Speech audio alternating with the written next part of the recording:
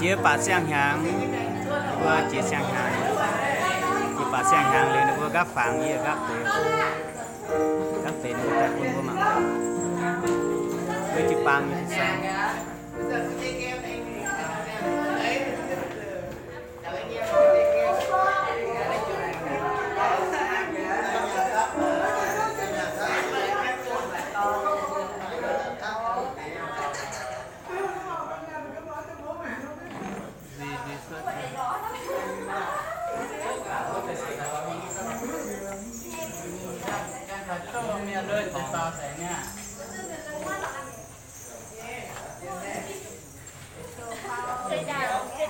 đi đi có à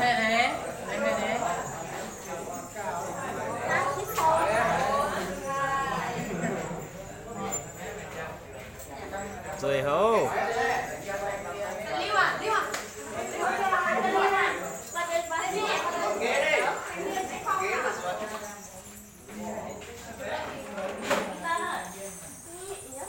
nói xây nhất thì vừa chỉ sang hàng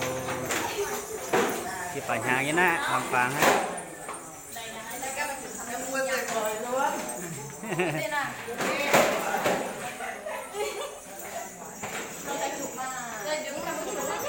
đây thì xanh nhầm xanh cái này nó chỉ cái này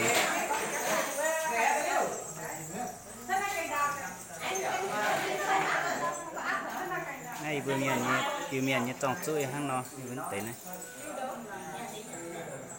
mẹ con như thế à không bà thế nào ít tuần mà này to hàng sau có luôn